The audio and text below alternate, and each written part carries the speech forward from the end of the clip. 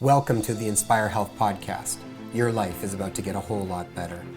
Have you ever felt like you tried everything and yet still couldn't find the answers or the solutions that you were seeking? Whether you're dealing with chronic illness, physical or emotional pain, I want you to know that your body is the most sophisticated machine on planet Earth. Your body holds unfathomable wisdom. Trust in it and learn from it. Know that there are answers and there are solutions to your specific health challenges. And we will be uncovering all of them here on the Inspire Health Podcast. I'm so excited to be a part of your healing journey. Your transformation starts now.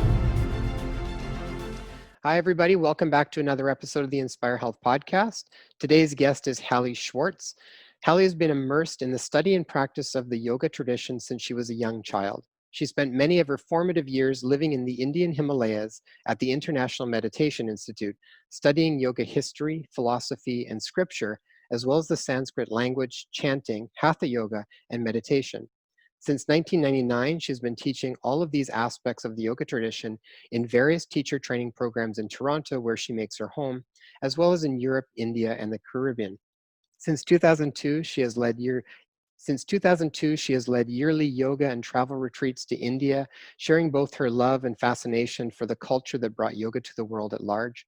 She's the author of One Without a Second, The Seeds of Yoga Philosophy from Root to Sprout, and is currently working on her second book, Yoga Philosophy Comes to Life, to be published in early 2021. Hali is known for delivering the teachings of yoga in a way which is both humorous and accessible, believing that the most important thing is that these teachings cross all boundaries and are relevant to all people everywhere. Hali, absolutely pleasure having you on the show today. It's a pleasure to be here. Thank you. Oh, you're welcome. So I had recently gone through your book here. What a amazing accumulation of wisdom packed in that book. My gosh, I remember when I did my yoga teacher training years back and going over some of the different concepts and just not even realizing the depth that they all go. I mean, this just seems like there's layer after layer we can get into on this stuff. That's a good way of putting it. There is layer after layer. Mm-hmm. And my wife actually got me into this philosophy and specifically your work. So she had done some trainings with you and really valued the information that you shared and said, we need to get a hold of her to be a part of this series. So I'm super happy that we were able to get a hold of I'm you. super happy too. Thank you again. And so Hali, I'd like to right off the bat just kind of break down what exactly yoga is, because yoga is a term that gets used a lot and it has evolved and changed and been switched around from what it originally was. People wonder, is it a religion? Is it a philosophy? Is it a spirituality? Is it just a practice of movements and strengthening and stretching exercises to alleviate pain? So can you narrow down, like, what is yoga? What is it all about? Sure. I think probably the most important definition of yoga is the one that is very rarely heard about or talked about. Yoga, when we find it in its earliest reference in the very old scriptures, is almost like a term that's used to describe a state of being or a state of awareness. So before yoga kind of morphs through time, before yoga finds its journey through time, it's just a Sanskrit term that's actually attempting to describe a state of awareness that folds within consciousness in meditation. Well, and I think one of the things I was reading in your book too was talking about yoga being an experience. Maybe you can break that down a little bit, because this is something that has come up in several different interviews from different experts in different areas. And this sort of, that some of these things that we're trying to make sense of with words are sometimes difficult and not quite so tangible, because it is literally an experience. If you can maybe tell us a little bit about that. Yeah, we have a beautiful word in Sanskrit for direct experience, anubhav. It's one of my favorite words. And my teacher used to always describe it as a way that, there was always that first person that went into the laboratory to find out, for example, how a water molecule is made. probably made a lot of mistakes, I would imagine, mixing all kinds of elements that were never meant to produce the water molecule, until eventually, 2 parts hydrogen and 1 part oxygen made the water molecule, and then told everyone. And we have 2 choices. We can take it on somebody's word for it and say, okay, well, that's a very intelligent person. I'm sure that H2O makes water. Or we can actually go into the laboratory ourselves to mix the elements in such a way to see if we come up with the same thing. So this is what I feel is so much the important thing about what yoga is that it's not enough to hear about it. It's not enough to read about it. It's not enough to go into a class and take it. What I think is the most important thing is for us to go into our own laboratory of consciousness and find out whether the state of yoga that is being described by the rishis or the sages lines up with what my own direct experience is. And if it does line up with my own direct experience, then I can say I have unfolded from within me the state called yoga. Because this state of yoga is not a state that's somewhere else that we have to actually travel to or get to. It already exists as our very own essential being. So actually unfolding the state of yoga is more like a unsheathing or a delayering of that which is concealing or covering that state of awareness that's already there. And that's really the experience, isn't it?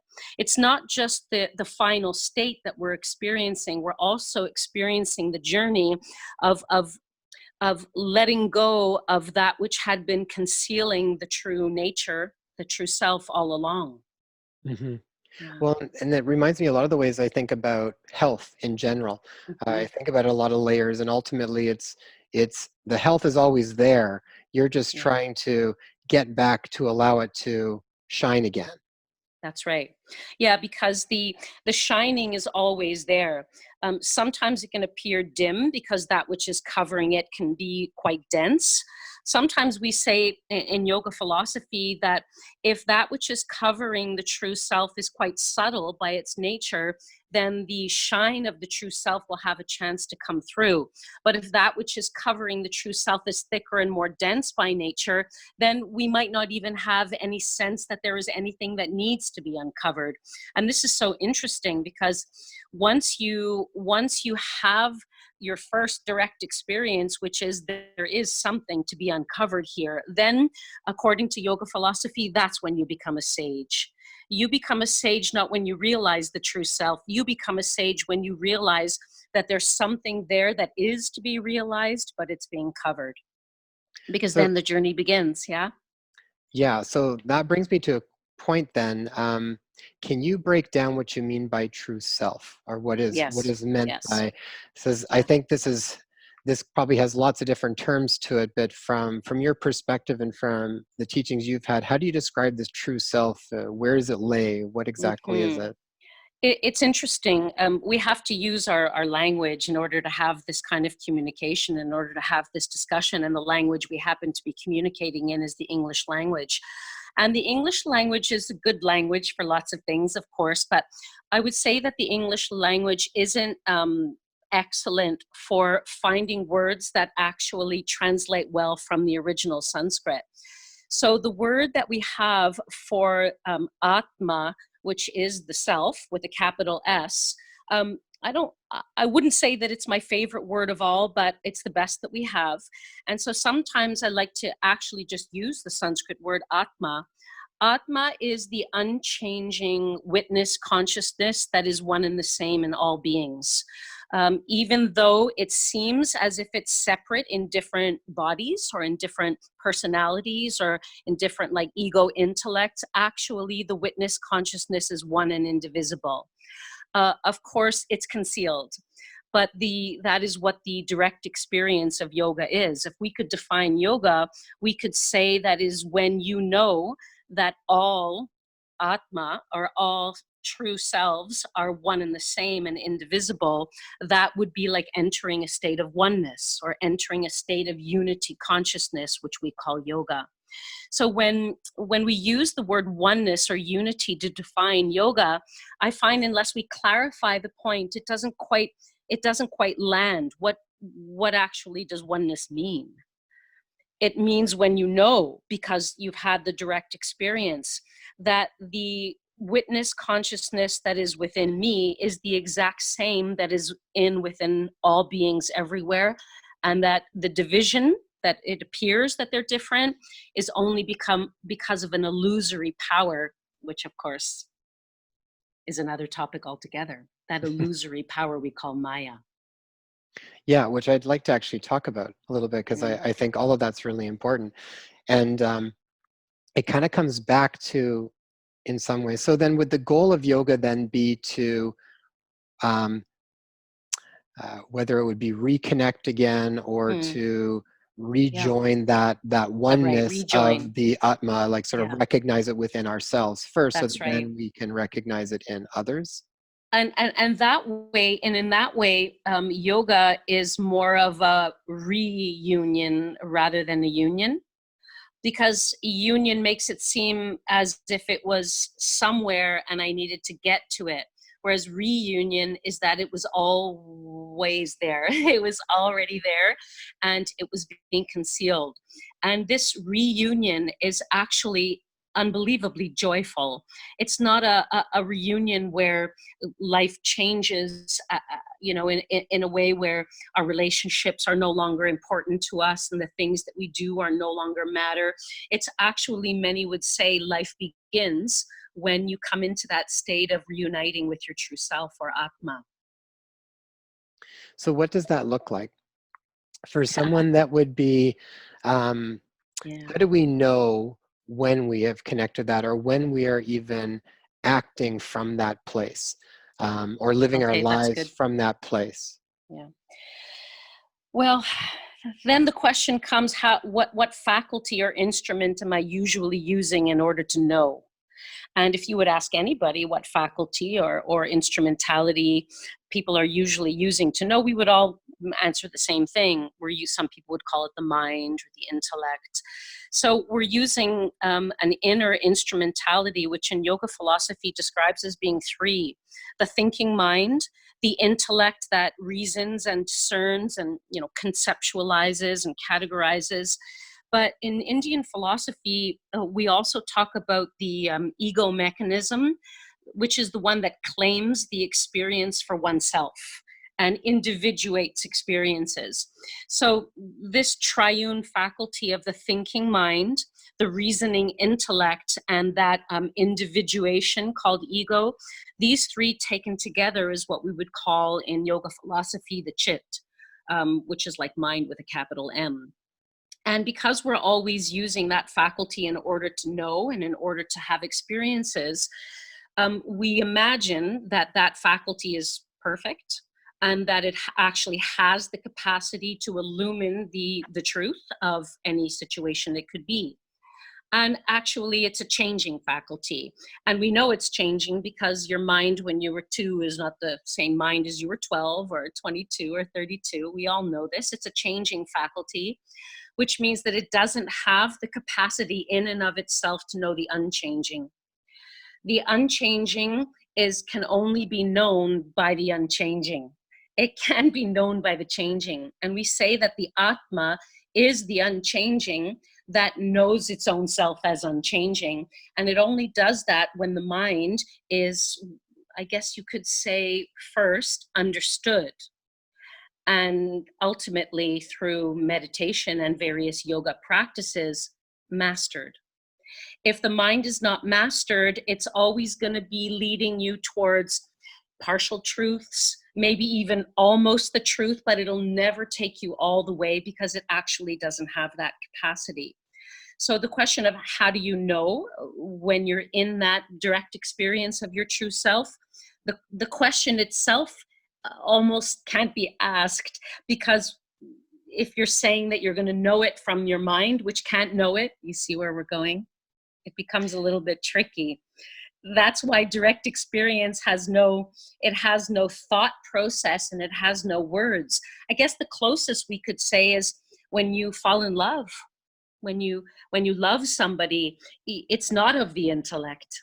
And if you tried to explain it, it would sound almost ridiculous. Yeah.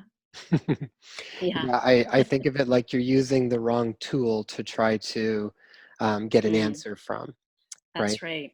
But And it's interesting that you mention that, actually, because the mind does have a higher power in it, which we call in Sanskrit vivek.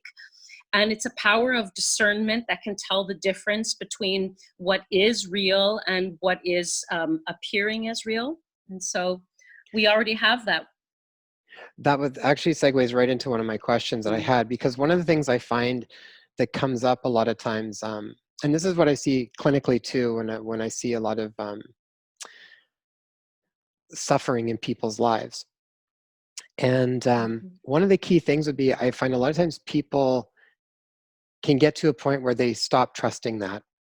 Either they feel like their quote unquote intuition has led them down the wrong path, or it's created pain mm, for them, or they can't be mm, trusted, or they have been so disconnected from it that they don't even know how to start the process of listening to it and trusting it again.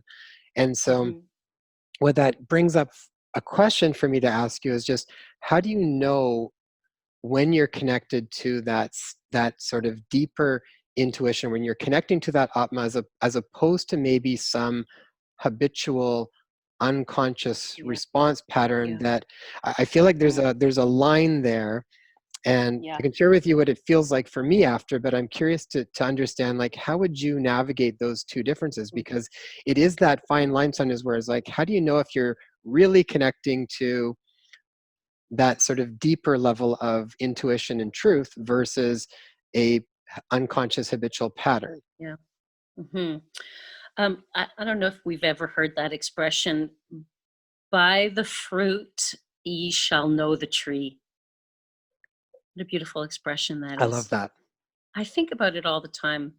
It's like if I'm biting into a peach, I will know that it's because I planted a peach seed in my garden.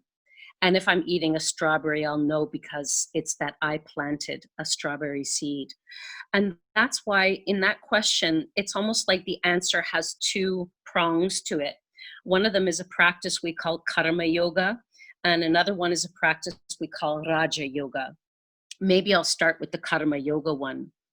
The karma, it's almost like you could say there are four pillars of this very important practice that we read in the Bhagavad Gita about karma yoga.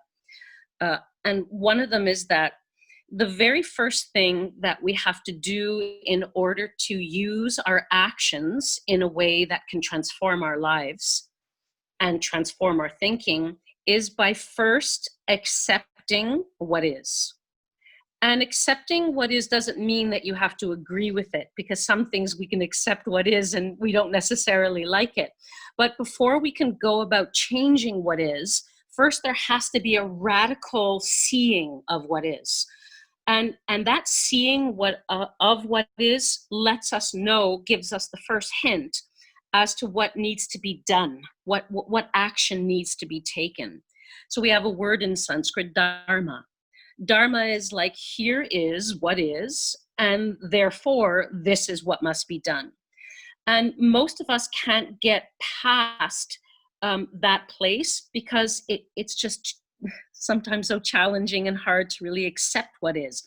But if we can get into that place where in seeing what is, we know what actions we must undertake, then the second one is that in order to break down some of the harshness and some of the habitual patterning of the ego personality, the next step is to make our actions beneficial not only to our own selves, but to others.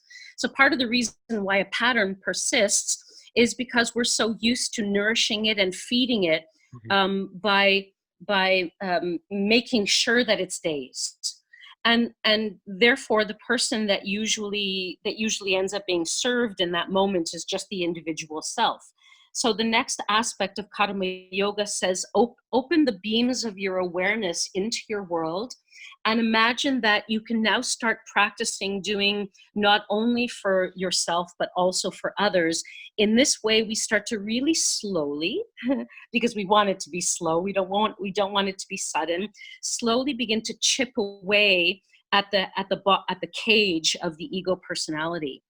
And it's not that we have to wait until the ego is completely refined in order to go to the next phase. It's almost as if we're practicing everything in an integral way rather than as a ladder.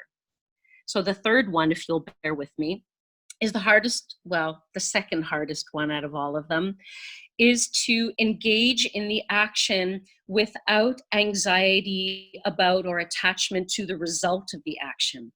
And in this way, the action becomes a little bit more pure, because the motive is less about what I need from the action and more about just the purity of the action itself. In this way, the patterns in the mind start getting looser. And then, of course, the fourth one in Karma Yoga, which maybe is the hardest one of all of them, and is the one that maybe with our high level intellect, it's the hardest for us to get into, and it's trust. It's actually just faith. Nobody wants to hear that, because it sounds as if I have to give away my power, but in fact, it's the opposite. It's absolutely about taking back power when you have faith and trust in the unfoldment of what is.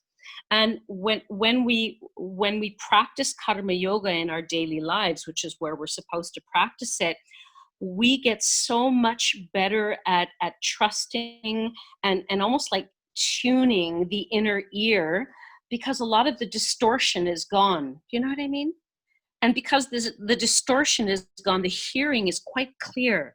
And you don't always get it right, because of course it's a practice. But I would say that over time, for me, it probably took about 20 years. After about 20 years, I trust myself now. But of course, I didn't always. Mm-hmm. Well, it's like you said, it takes time, and it takes practice, and it takes faith. And Yeah. I often say a lot of times to people too, it's like faith and patience. They really go hand in hand together, and neither one of them people really don't like too much. So. Well, no, it makes us, faith makes us seem as if we're giving away our power, and patience makes it seem as if we have to let go of our desires and our ambition. And in a way, you know, I find in a way there is a letting go that's involved. It's a letting go of this idea that me, control everything. And when I can't let go of this idea that I'm doing everything, I can control everything, that's when those patterns that you were talking about, they become hardened. And so it because they're hard, and almost like softness is what's needed, it becomes harder to hear what's real, because now you're not sure whether real is being masked by some other type of pattern, as you pointed out. Yeah. Yeah. No, very important point. And I think then it comes down to when we're trying to develop this discernment between what is habitual pattern versus what is, I would generally say, if I'm asking myself those questions, it's usually like you had said, it would be, well, what's my life actually showing me? Yeah. And often, how am I feeling? I Mm. always trying to get back in contact with what my feelings are. Sometimes Right. if I tune back in and maybe there's more feelings of fear or worry or concern that's driving my action versus something that's a little bit, Interesting. well, it makes me think of when you're talking about with karma yoga, you're starting to do things that are not just for your own good, but for a larger good. And Yeah. generally when you connect to that, I think that naturally elicits certain feelings more in people when they start to do it. Yeah, it sure does. It starts to make you feel less isolated, number one. And it starts to make you feel that your actions in life are purposeful, rather than I need to find my life's purpose. How about my life's purpose today is to be kind to the cashier at the store that probably has a very, very stressful job. It, sometimes the actions which free us and which free the mind are a lot simpler than we think, and we think that it has to be some grand mystery that we're uncovering. Karma yoga says no, it's in the everyday dharma, it's in the everyday action. Yeah. Mm-hmm. Nice. So I want to come. Go ahead. Yes, please. No, go ahead. Yeah. Which had brought me to the second type of yoga, the second type of school, if you will, of yoga philosophy, Raja Yoga, which means the royal path. This one, in many ways, is the hardest one out of all of them, but it's definitely the most succinct because it uses meditative contemplation and meditative watchfulness, if you will, as a way of really learning how to understand and analyze how this mind functions. Because right now the mind is functioning for sure, but do I really understand how this mind is functioning? I'm not, because I'm normally believing absolutely everything that the mind is telling me, and all of my future thoughts are going to be based on that, and all of my actions are going to be based on that as well. So if we don't take up the practice of actually being able to observe the working of the mind, we will never understand what it's really trying to tell us. And so in Raja Yoga, we start by observing the mind. And in observing the mind, if you really follow its course all the way through, and sometimes it's a daily practice for years, if you follow this observation all the way through, you find that the mind is a changing mechanism, but the one who is watching the mind is unchanging. The one that's watching the mind is always by its very nature free of the mind. In fact, the two of them can be separated. There's the mind that has its thoughts based on its past actions and its patternings. And then there's the one that's watching the thought that has no patterns. Because if it had a pattern, it couldn't watch a pattern. Mm-hmm. And this is Raja Yoga. And this, I find, really is the thing that defines the yoga practice for me in the most fundamental way, is just this ability to observe and to know that the one that's observing is absolutely free in all circumstances. And ultimately, was yoga more based in that anyways? Like, was yoga more originally based more around sitting and meditation, less about movement, or the movement was the precursor to being able to be in the state to be able to sit and... Yeah, it's interesting, even before movement became the precursor towards sitting was just what yoga was. So if you look back to the very old scriptures from the Vedas, there's a grouping of scriptures that are inside the larger context called the Vedas. These scriptures are called the Upanishads, and it's almost like they come out of the Vedas.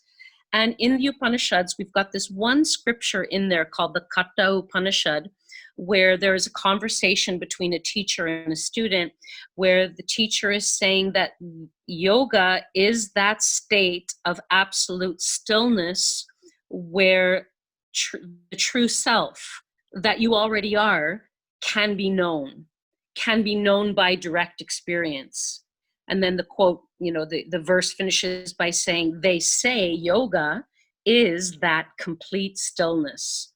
And this is the very first time we ever hear of the word yoga, is yoga as stillness. But of course, anything that's important evolves through time. You watch music evolves through time. It starts out just as people coming together in community and drumming. Yeah. And then it evolves into, R&B and rap and rock and roll and jazz and all that amazing stuff. But what is really the essence of music is just sound vibration. Of course, yoga has traveled through time and has now become this form of vigorous exercise. But if you trace it, even if you trace the vigorous exercise back to its origin, you just get a human being with themselves, Yeah. Well, that actually makes me think about just how yoga's evolved, and even lots of stuff. Like, it's with anything, there seems to rise up certain good things around it, and then you get the other side where certain bad things tend to come up. And for sure, yoga's had a lot of both. It's had a lot of good press, and it's had a lot of recently bad press around stuff. I'm wondering what your take on some of that is. Other than, in my mind, I just think it's just evolution. It's just things shift. Yeah, it's so interesting that you bring that up. And it was another conversation that we had a few minutes ago that we said we were going to, talk about it. Maybe now is a good time to talk about it. Maya. Maya is a very elusive term in yoga philosophy.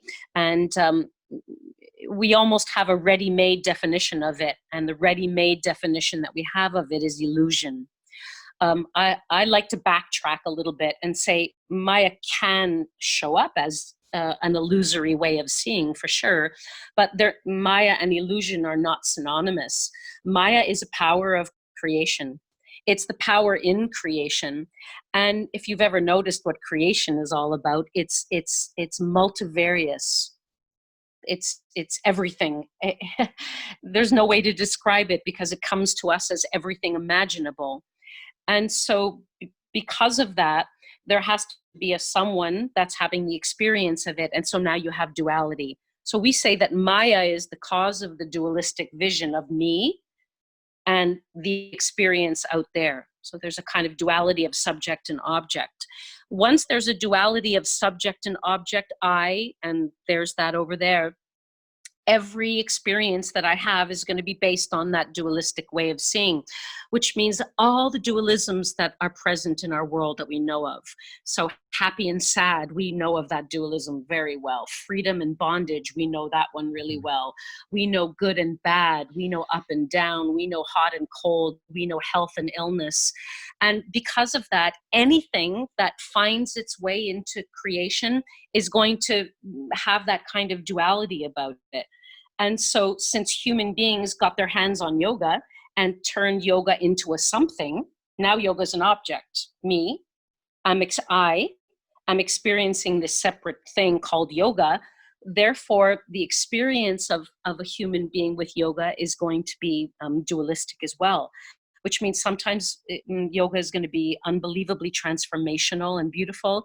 And sometimes under the guise of yoga, yoga is going to turn out to be something that can be detrimental as well, and even damaging for some people who have used it in the wrong hands or have offered it wrongly. So from a non-dualistic way of looking at those changes, how would you look at that then? Oh, from a non-dualistic way, that's an interesting question.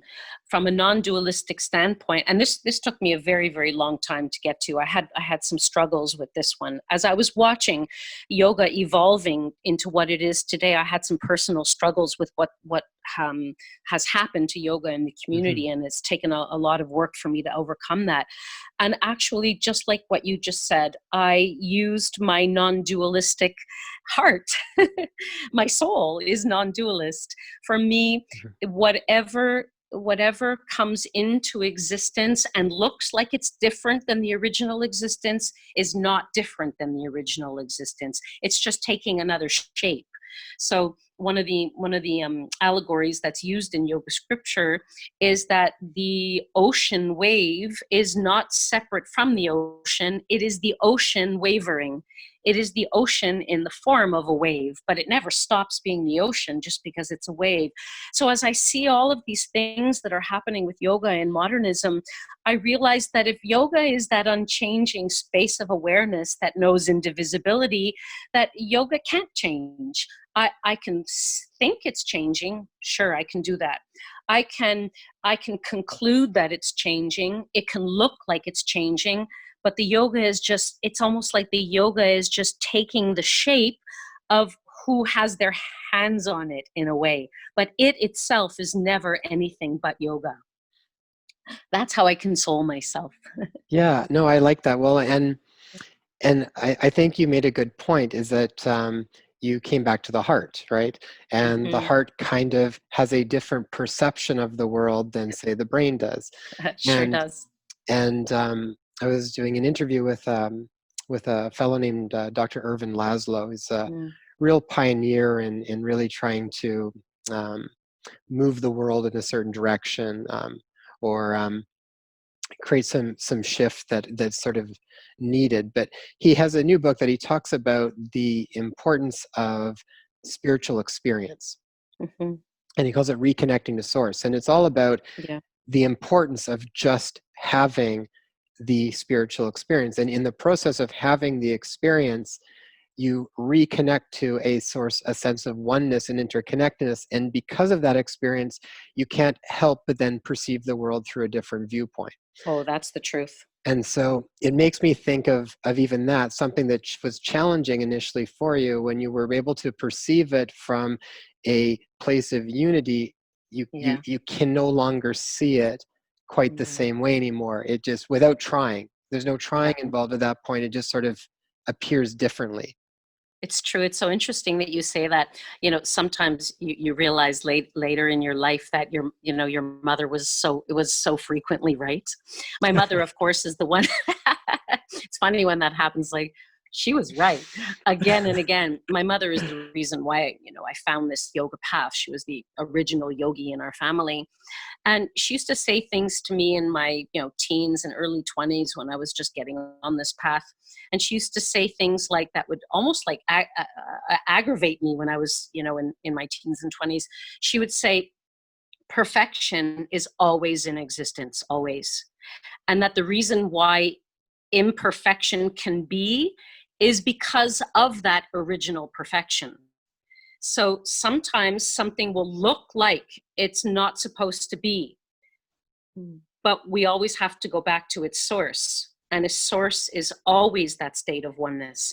And so now I see that when things come up that are imperfect, I can still agree and disagree, because I think we all have to have our moral compass. We have to know what's right and what's wrong.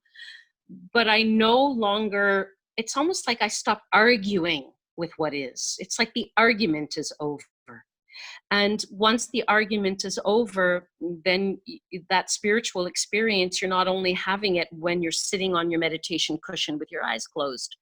Because if the meditation cushion is now my escape from the world, it's good, sure, it's a good one. But what about that vision always? So that you go to your meditation in order to strengthen that vision when you're out there in the world where that vision is needed the most. Mm-hmm. Yeah. Yeah, it's like that saying where it's easy to be a monk when you live on top of a mountain and you're not really being inundated by the different experiences that life has to offer, which tend to challenge you. So yeah, that idea of taking it off the mat and into your life as much as you can. Always. We were talking about some of the different yogas, so I just want to clarify that for a moment. So we were looking at some of the different paths to, I guess originally they were talking about enlightenment or oneness. Yeah. And there are many words for it, many words. And so you had talked about the karma and the Raja Yoga, correct? Karma Yoga and Raja Yoga. And there's traditionally 5, even though there's way more than that. They kind of can all be kind of put neatly into about 5 large categories. Yeah, I'm wondering if you could carry on with that, because I'd like to, because I'm generally thinking, like, for people that are interested in this sort of, in these teachings and in this world, and for the most part, I think when people really start to delve into teachings like this, for the average person, I feel like on some level, outside of curiosity, there's usually they're looking for more meaning, they're looking for understanding, they're trying to heal suffering, they're looking for some assistance in some way. And so these are some of the different paths that one could take to assist them in that, on that road. So we talked about karma and we talked about Raja, and maybe if we can carry on with the other ones too, so that people get an idea of those. I guess, interestingly enough, because human beings have some very obvious faculties that we're given when we come into this existence, we know that the body is the faculty that we have that's the most, I guess it's the most obvious, you could say. It's the most obvious because when I look in the mirror, I don't see my mind. Right. I don't see my emotions, even though I know they're there. No one can deny that the mind is there, that the emotions are there. But when I look in the mirror, the image that stares back at me is usually that's me. And the identification that I have as I is usually with the image that's in the mirror, through the experience in the physical body. So the reason why, I guess you could say, one of the reasons why Hatha Yoga has become so popular, I would say in the last 300 years, but particularly in the last 100 years, is because I have to deal with the first line of defense in a way. I have to deal with this image in the mirror. I have to deal with the fact that this physical body is, when it's in pain, I say I'm in pain. When it's not healthy, I say I am unhealthy. It's where I place my I. And so Hatha Yoga is a way into the true self, using the physical body as a kind of doorway. And if the physical body is acting, if this door is broken, if I can't open the handle, if I can't pry the door open, just to keep this, metaphor going, if the physical body is behaving as my number one obstacle on this journey within towards the true self, then I have to do something about that. And so we say in Hatha Yoga that if this physical body is not balanced or purified, which it will be through various types of methods and exercises, then I'll never be able to sit and meditate to master my mind and thus have the direct experience of my true self that is ever pure and free. And so Hatha Yoga is a way for us to almost like refine this physical body so that it is in such a place of perfect harmony that I can then be able to sit and watch the mind in order to have that experience of the true self. So what did we do with Hatha Yoga? We opened the door, we got into this room called asana exercises, physical exercises, and we were like, wow, this is so beautiful and interesting and fascinating, and I feel so good when I do Hatha Yoga. And what we did was we stayed in the first like 10th of the room, and we're all just sitting in a room that's like huge, and we're sitting in the first 10th of the room because we just got we got motivated and excited about the prize of the asana, which is to have a body that feels good and looks good. Meanwhile, the other 9/10 of the room, not of yoga, of Hatha Yoga. There's another 9/10 of Hatha Yoga that we're just not exploring, but I feel like we're beginning to explore it. Nice. I love the way you explained that. That was great. What are some of the other things that are in that room that we might not be so aware of? Well, I always like to talk about the room as going in stages of capacity or stages of comfort. So the next layer that we could uncover that almost like vitalizes this physical sheath. So we have a physical sheath, and then we have an energy or a vital sheath that is the very life force energy that vitalizes the sheath.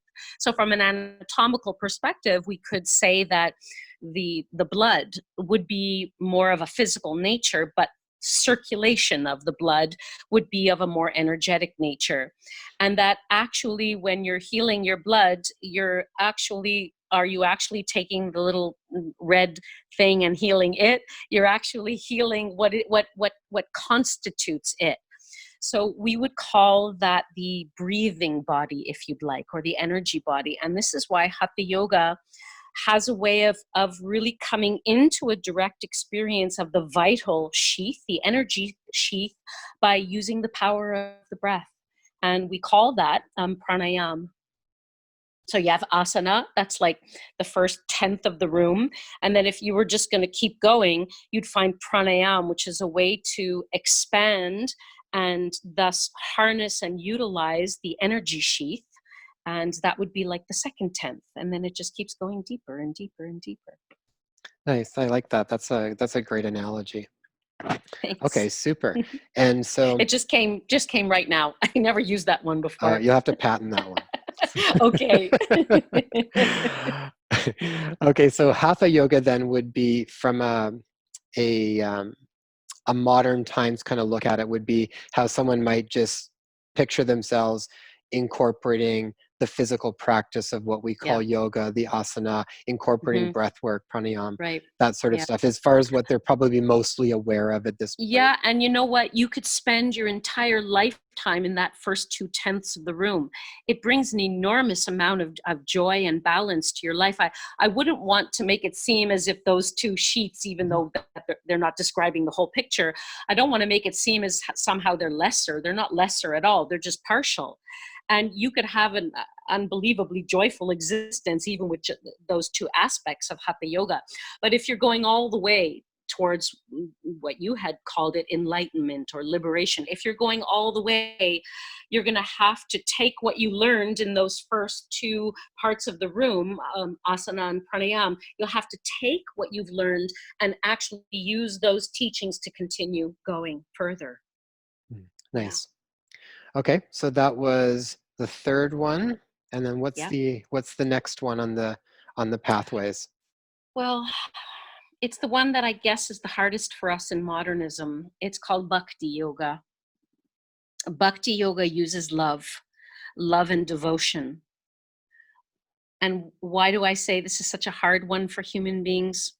Because love for us is divided. It's divisible. It's between me and you, or me and her, or me and my dog, or me and this object, this cup of tea over here. It's Maya. Maya makes us split the one who's loving and the object of love as a separate thing. And because we have this divisible way of understanding and experiencing love, we usually have divided experiences of love, which is sometimes it's really great. Yay, it's fantastic. And sometimes it's not.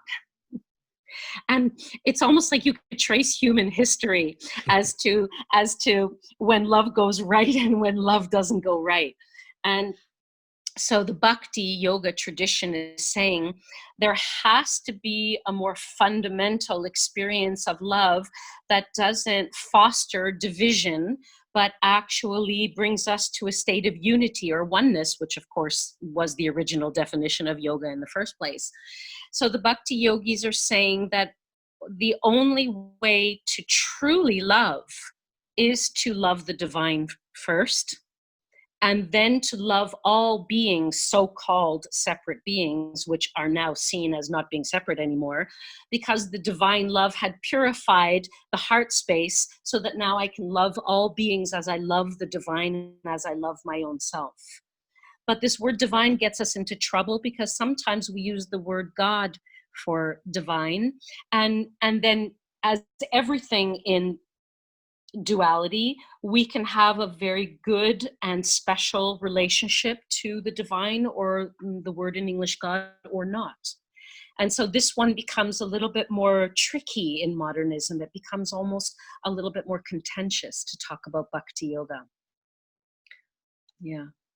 I think, and I might not be saying this exactly the way that you had it done, but I like the way you broke that down a little bit in your book, because in many ways, I think of it like this, that I agree with you. I think sometimes where people get a hard time with it or disconnected is that this concept of having to love divine, and then what that means. And ultimately how I think of it is, I think it's about loving yourself is where it probably ultimately starts. And when you think about it, even from how I think even the rishis talked about it a little bit more like that, but it was sort of that atmas within you, which is all a part of the divinity. That's right. Anyway. So the rishis, when we talk about oneness, and if we say one without a second, which is the name of my book, I think people think I made that up, which of course I didn't. It's one of the foremost revelations from the Upanishad. In Sanskrit, ekam eva dvitiyam, one without a second. If we say even for 1 second that we believe this one without a second, then we can't say that the divine is anything separate from anything. We say that Atma, the true self, is that divine essence, and that divine essence and the being is one and the same. Now, if that's the case, and I give my whole heart to that divine essence, I'm giving my whole heart to my own self and to all beings everywhere. So in one fell swoop, I laid waste all my ignorance and the suffering that was the cause of that ignorance. So the Bhakti yogis are saying, all of you other yogis, you Hatha yogis and you Karma yogis and your Raja yogis, it's taking you so long. Whereas in Bhakti Yoga, all you have to do is surrender, and in one instant, the whole dream is finished and you've woken up. And that's why we say a word for liberation is also awakening. Yeah. I love that. That's beautiful. I think of, at least from people that I've read about and whatnot, I always pictured Mother Teresa being a Bhakti yogi. I feel she like was a Bhakti yogi. Yeah. Yeah, like she would be able to just see the divinity within the person, and then that would be a reflection of them being able to see their own divinity, which likely created the miraculous healings on the streets of Calcutta. But she started out as a karma yogi. She Hmm. wasn't in her room alone with the door closed loving the divine. She was out there in the world loving all beings Yeah. as the divine, right? And so this is so interesting that you bring that up, because the final pillar of karma yoga is bhakti yoga. It is surrender, it is letting go, it is faith and trust in what? In that absolute being, in the absolute being. So where karma yoga finishes, bhakti yoga begins.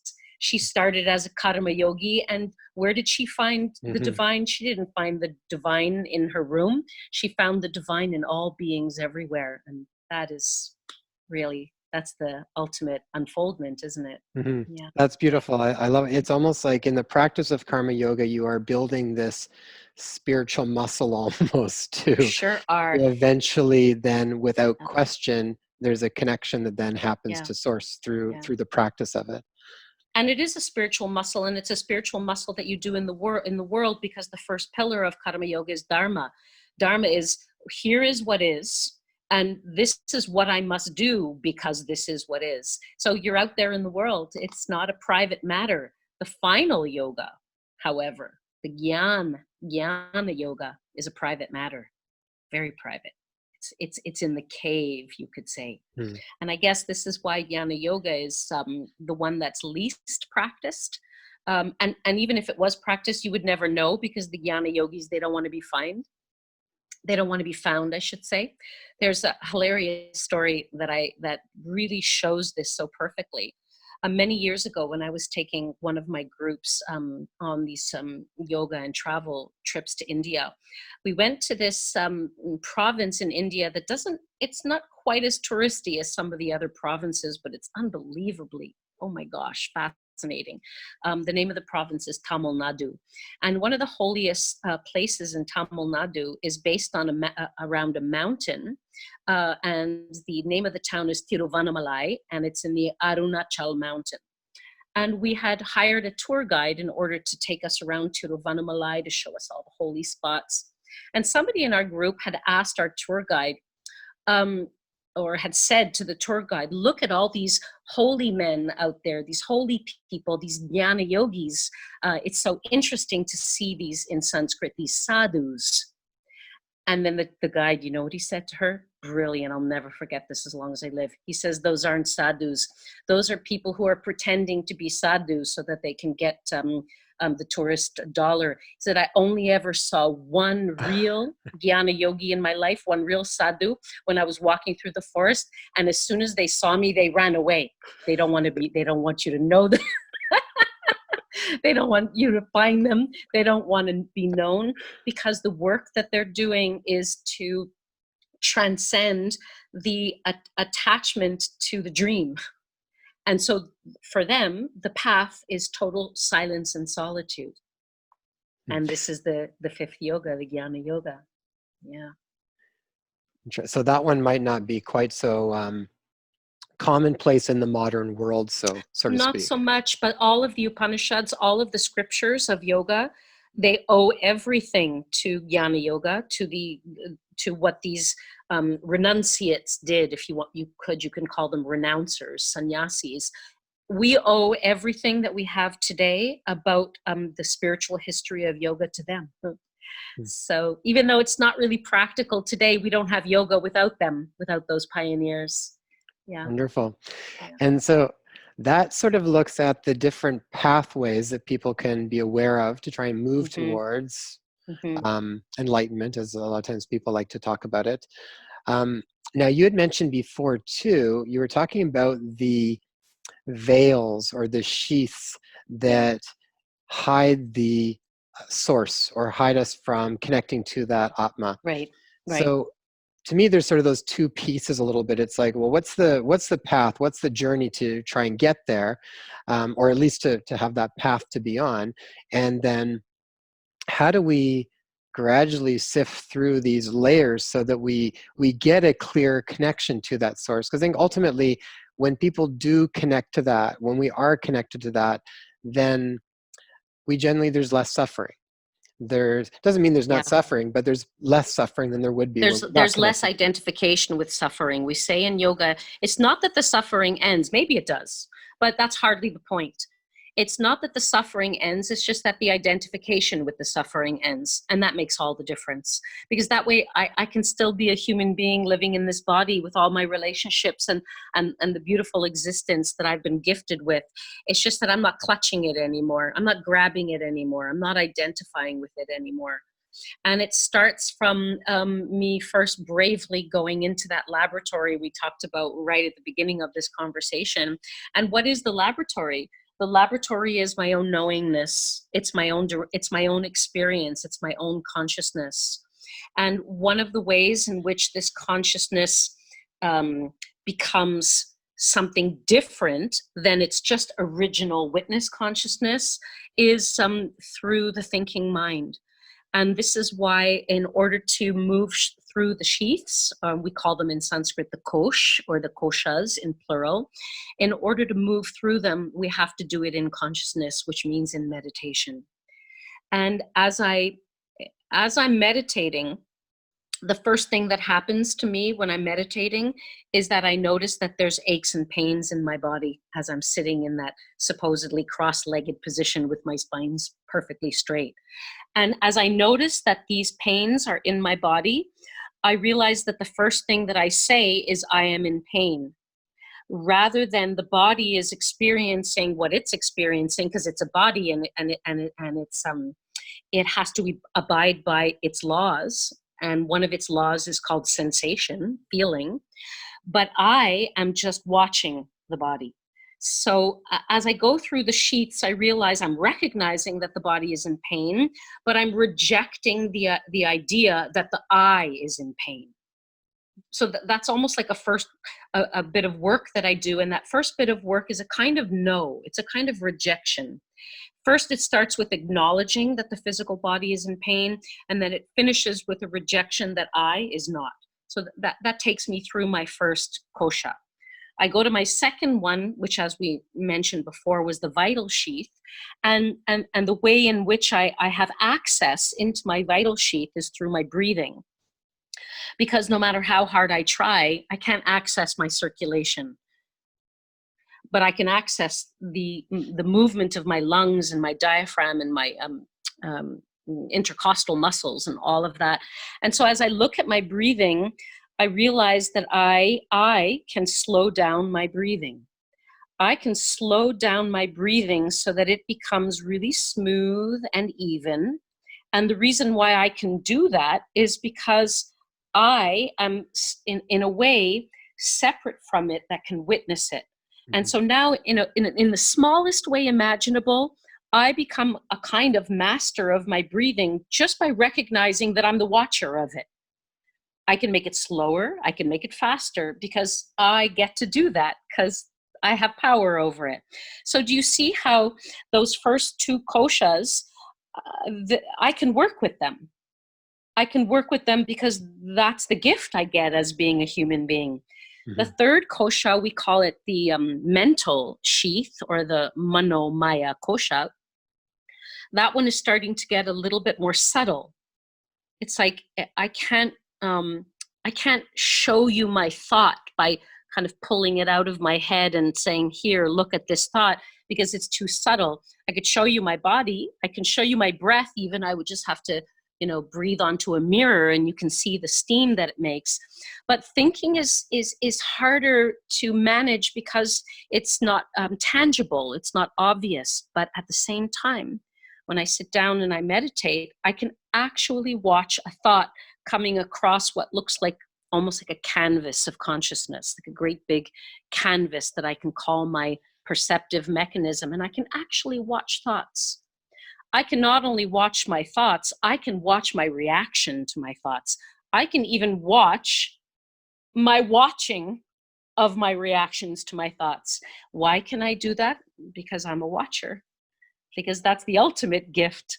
The watcher is always free from whatever it's watching, otherwise it couldn't watch it. So there's my third kosha. those three are like, I know it's like a whole lifetime of being able to work with those three koshas, whole lifetime, maybe 10, maybe 16, but it's doable. It's doable. It's not easy, but it's doable. The fourth and fifth, however, are becoming so subtle because the kosha are actually concealing the true self. But the true self is actually, you use the word shine, the true self is actually the very shine that gives the life to those others. We say the subtle permeates the gross. So the fourth, we call it the intellect sheath. This is where the discernment lies, the vivek, the very natural ability to tell the difference between two things. So that if I have to write something and I got a water bottle next to me so that I don't dehydrate, I will not pick up the pen and drink from it and then take the water bottle and write with it. We have within that intellect sheath this unbelievable ability to tell the difference between two things. It's already there. And we're good when it comes to the water bottle and the pen. We could be just as good when it comes to our own concepts. It's just that it's harder because they're subtler than the water bottle and the pen. But alas, if we can do it with the water bottle and the pen, we can do it with our own patterns as well. But you see how things are getting a little bit trickier? It's almost like I want to practice getting better at working with my sheaths by practicing with the more obvious ones, which is the physical body, the breath, and to a lesser degree, the mind. But now we're at our fifth one. And the fifth one is so close to just the pure shine of the absolute self that the intellect and the ego have no approach there. It's almost like it's the purest, subtlest kind of feeling. It's like a feeling of rightness. It's like a feeling of wellness, but you can't describe it or explain it. It's like yesterday, it's gone. Tomorrow, it's gone. It's such a pure moment. It's almost like perfection. And we know it because we have it. Sometimes when we're taking walks in nature or riding our bike or seeing a flower, in the first flower in May, you know it. It doesn't last long. And then you try to grab it, and of course you try to grab it and it goes away because anything you grab. But alas, that feeling that we have of wellness, of rightness, of goodness, of dearness, that's the final kosha, we say, that is the closest to the absolute shine of the absolute self. And all of them can be known because there's a knower to know something, but it's hard work, and there's lots of distractions. Especially nowadays. Yeah. When And I think fear gets in the way sometimes as well. What will I find when I look within? Maybe I won't like what I see. Yeah, I mean, they're interesting. I think of the koshas almost like a bit of a double-edged sword. I think like if there's a lot of awareness around it, then it can be a real assistance on the path, right? Like it draws awareness, you can see your patterns, you can work with them. But if you're not aware of them at all, then they keep you kind of stuck in the same loops over and over again. Yeah, and that's where we get to another topic of yoga that's also contentious these days, which is the guru or the teacher. Right? It's the teacher that says, there's these layers, and these layers, if we're not careful, they can act as coverings and really get you stuck in patterns.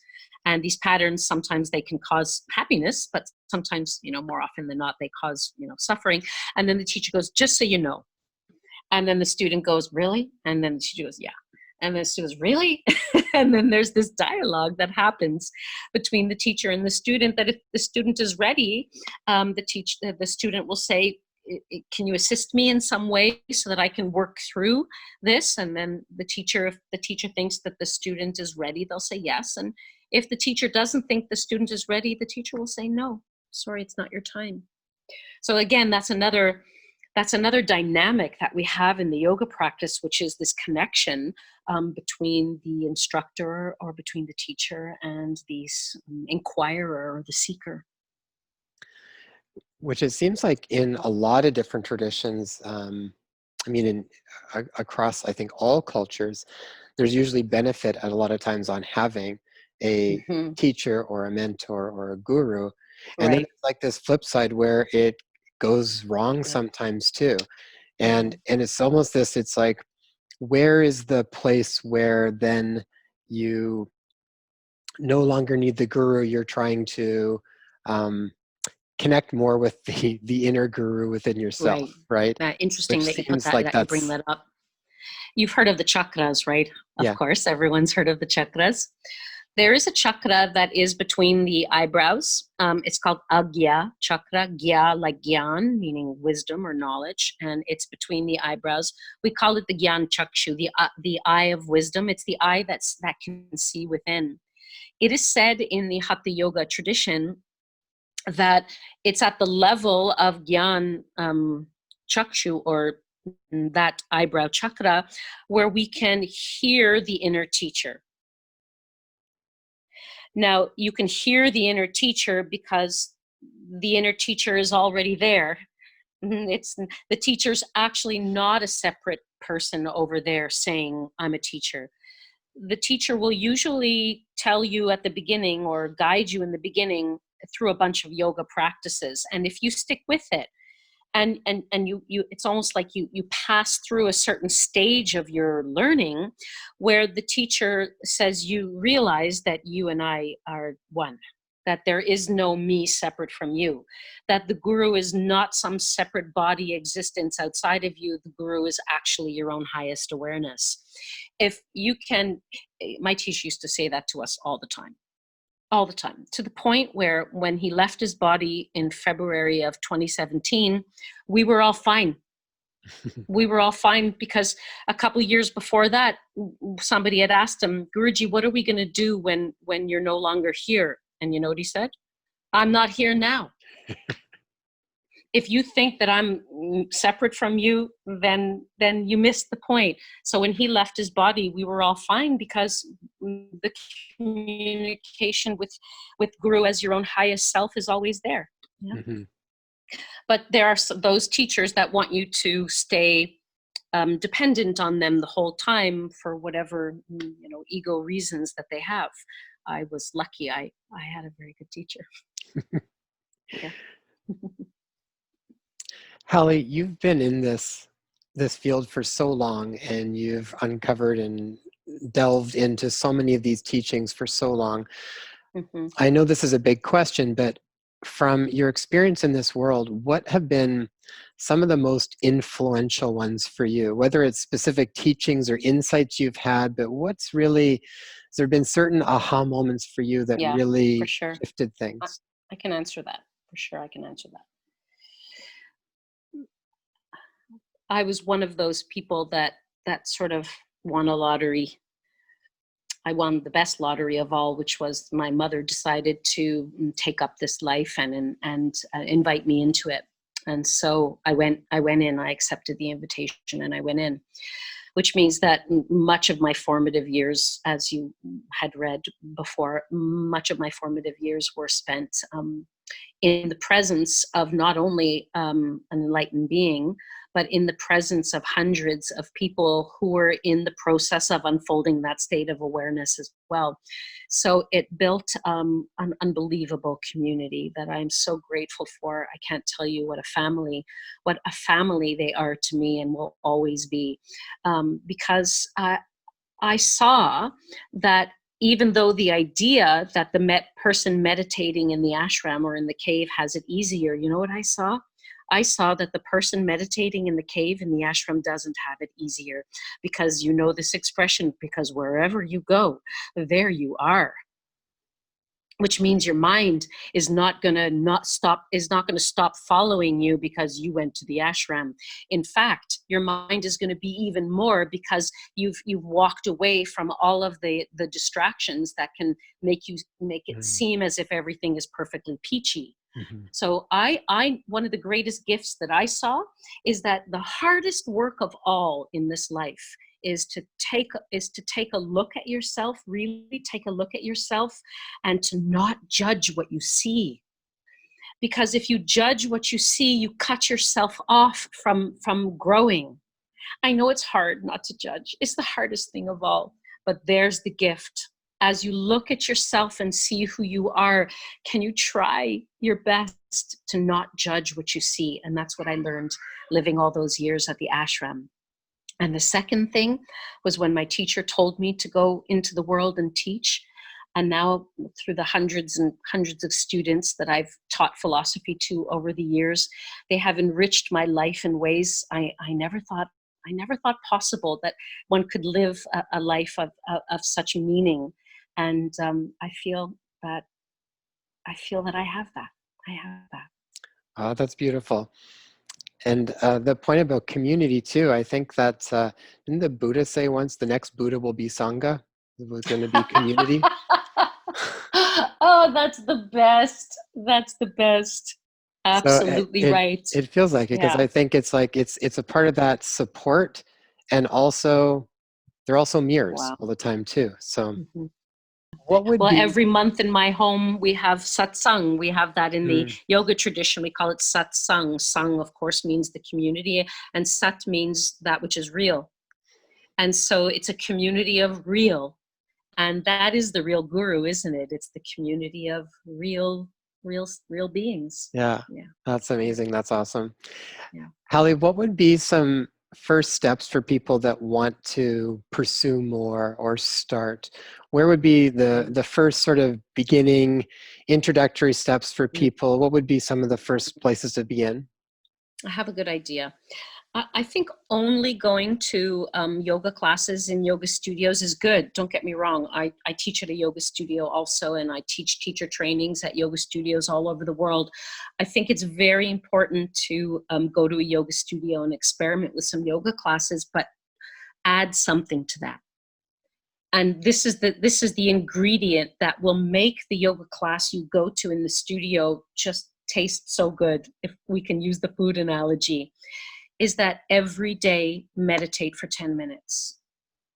And if you go to a yoga class in a yoga studio and meditate every day in your own home for 10 minutes, the combination of these two things will be amazing. But remember that when you're meditating, a lot of stuff is going to come up that might not be preferable to you.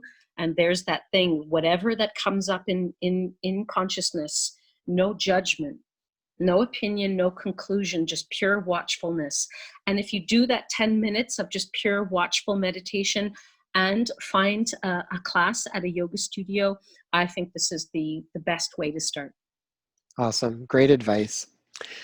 Hali, thank you so much. For people to learn more about you and the courses you're doing, and I know you do some online trainings and everything as well, where would be the best place for people to get a hold of you? I guess my website, my whole life is on my website.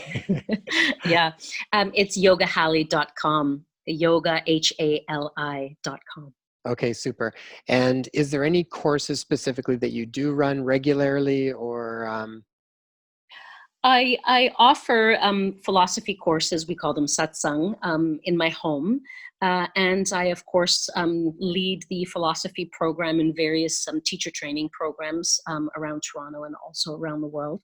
But if somebody is not necessarily interested in doing a teacher training program, usually the once a month philosophy courses that I do in my home are a good place to start. Yeah. Wonderful, and a great way to develop some really amazing community. That's right. Isn't that the best point of all? A way to have friends and community. Right on. Wonderful. Hali, thank you so much. Oh, it was thank wonderful. you so much. Thank you, Jason. It was just great to talk to you. You too. Well, that was awesome. Thank you so much for taking the time to invest in your health and well-being. Since this podcast is brand new, reviews and subscribers are so vital for us to get off the ground and share this really important information. So if you found this information valuable, please post a review and subscribe to the podcast so you'll get our newest episodes. Also, if you know of someone who would benefit from this, please share it with them. You can also find us on Instagram at #InspireHealthPodcast. If you have a question that you'd like to be addressed, direct message me on Instagram or leave a comment on one of my posts. I would love to hear from you. And you can grab our show notes and free resources for each episode at inspirehealthpodcast.com. So be sure to go online and check it out.